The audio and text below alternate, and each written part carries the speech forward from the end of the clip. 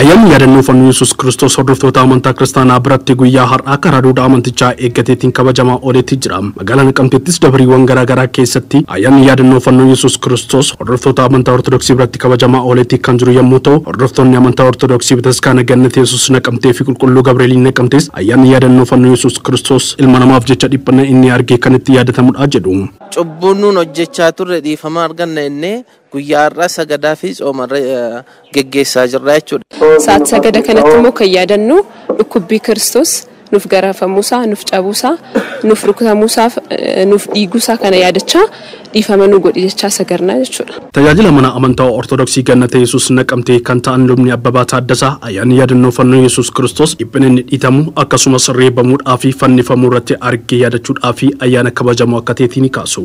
Jilba keenyaan jilbeenfannee harka keenya kan lafa qabannee gaafa kaanu Kiristoos fuula isaa duraan finyoon harkisanii kuffisaa, dudda isaa duubatti finyoon harkisanii kuffisaa, jidhaa gindillaa isa baachisaa, buksiidhaan isa rukutaa, kan isa dhiphisan yaadachaa.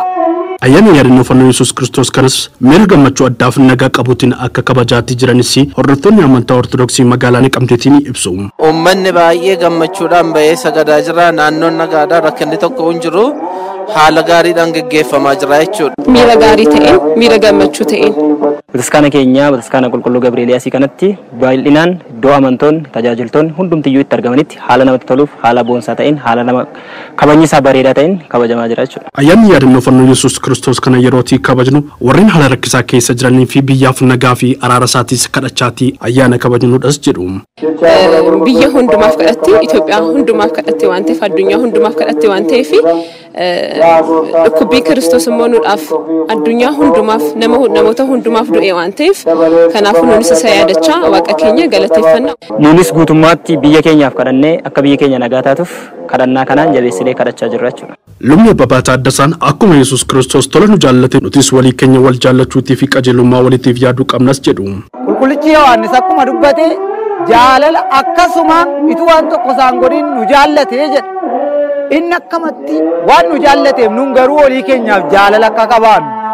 Yeroo sagannu kanatti jaalala Kiristoos yaadachaa walii keenyaaf jaalala akka qabaannu ergaa amantoota aman qabu keessaa isa tokkodha. Mana amantaa keessatti kadhannaan taasifamu kamiyyuu waa'ee yaada qajeelummaatii fi waa'ee nagaa waliif yaaduu akkasumas waa'ee jaalalaati yoo nagaa walii yaadanii fi yaada qajeelaa waliif qabaatanii nagaan biyyaafis kan bu'u. Kanaaf kadhannaan keenya inni guddaan dhimma biyyaa irratti kan xiyyeeffatedha jedhu tajaajilaan mana amantaa Ortodoksii Gannat Yesuus Naqamtee lubni Abbabaa Taaddasaa. Sirna qulqulleessaa keessattis sirna kadhannaa ishee kam keessatti jalqabaaf biyyaaf yeroo hundumaa tokko kan isheen qabu biyya jetti nageenya biyyaati, nageenya addunyaa fiyetti, nageenya nama dhuunfaa fiyetti, amma qurxummii galaana keessaatti illee nageenya kadhattiifi jechuudha.